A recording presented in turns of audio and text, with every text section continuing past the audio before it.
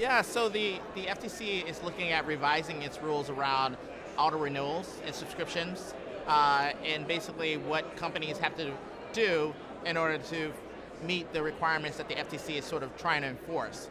And so what it would do is it would actually create, the way they've sort of designed the rules, or the new proposed rules, would mean higher costs for consumers and businesses in terms of complying with these new rules. Some of them don't make sense.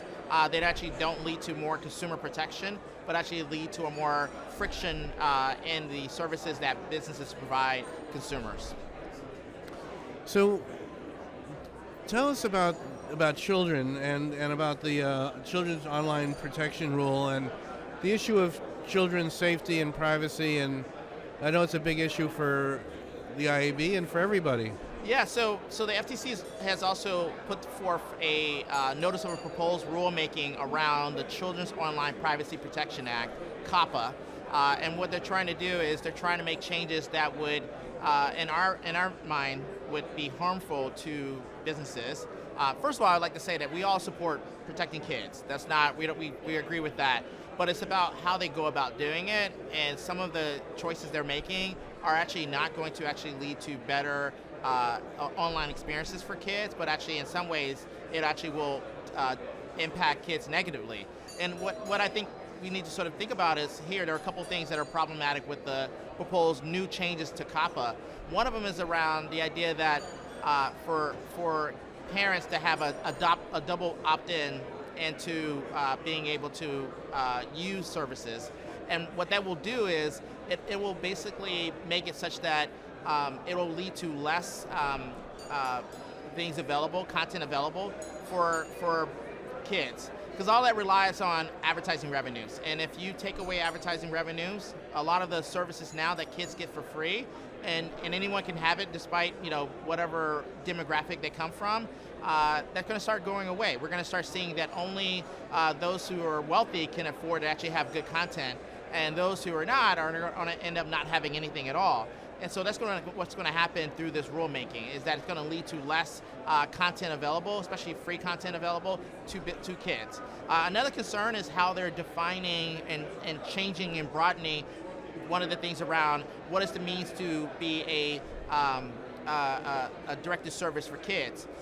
They're broadening the definition such that more businesses are going to be within that definition and under that potential liability, have increased liability from the changes, and so that is going to be detrimental to businesses as well. So we have some concerns around some of these changes that are making. We don't think it's actually going to lead to a lot of useful and additional consumer protection for folks, and actually will just be more burdensome for businesses and end up having less content for consumers and for kids in particular.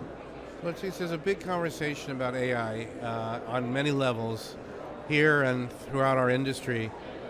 Tell us about AI, what the IAB's concerns are, initiatives you're making, and around politics, but maybe more broadly. Yeah, I mean, AI is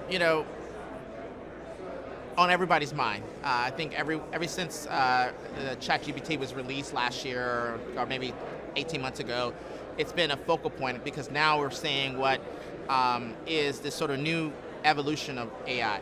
First, I would say AI has been around for a long time. So what we're seeing now is just a difference in generative AI.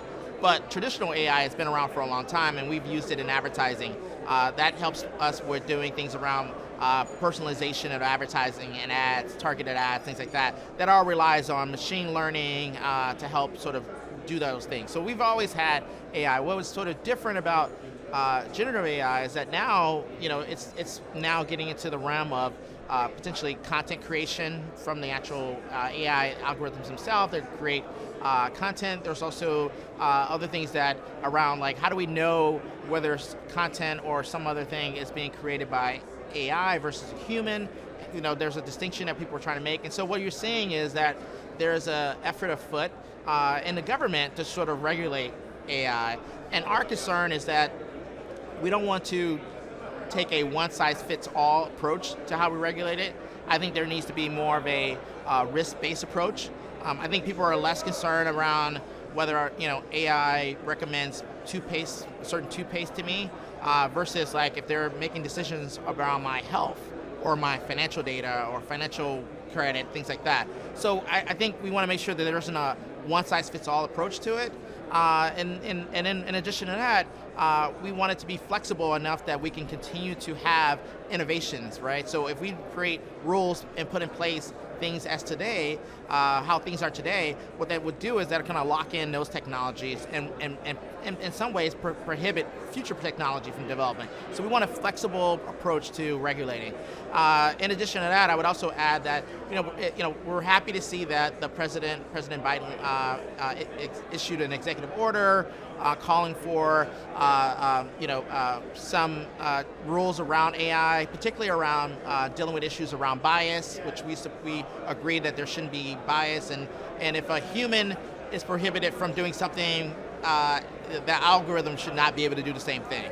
So we definitely support seeing some changes around making sure that there's no bias within AI. Big year in politics, a lot of money going into the campaign. What kind of trends are you expecting, and what kind of concerns do you have, and so how do you see the year playing out? Yeah, well, this is going to be the biggest election year ever, because not only are we seeing elections in the U.S., we're seeing elections in the EU as well, and other countries. And so we're expecting spending on campaign ads to be as big as it's ever been. Billions and billions dollars being spent. So that's one. Because of that, because of the likely impact of political advertising, we're seeing already policymakers wanted to do something about preventing disinformation, misinformation, and through political advertising. For instance, the EU issued rules just at the end of last year that made it such that you have to disclose who is supporting an ad, how much they're paying, and what election they're trying to affect. If you don't do that, then there's a fine of 6% of your ad revenue if you don't do those disclosures. So that's an example of like what the EU is doing. I expect in the US we're going to see similar things like that as well, where there's going to be a real desire to make sure that that there's clear transparency around who's running ads, so that the public isn't misled about what is happening. So I think that's going to continue this year. Like I said, AI is also in the conversation in everything. Even in the word campaigns, you have AI, and so I think that's going to continue to be a big issue. So I think we're going to see already there's proposals around disclosing whether you're using generative AI in the U.S. For any advertising. So if a content was created through generative AI, you have to disclose that. There's a proposal to do that. So we're going to see more of those sort of actions, because the idea is that people are going to really, really be concerned about what happened in 2016, the election 2016, where people felt that there was some outside or influence on the election. It turned out that wasn't necessarily so, but people are going to be really afraid of what could happen this year. So going into our own elections here in later this year, I think there's going to be a real desire to make sure that there's a lot of transparency and there isn't disinformation going on.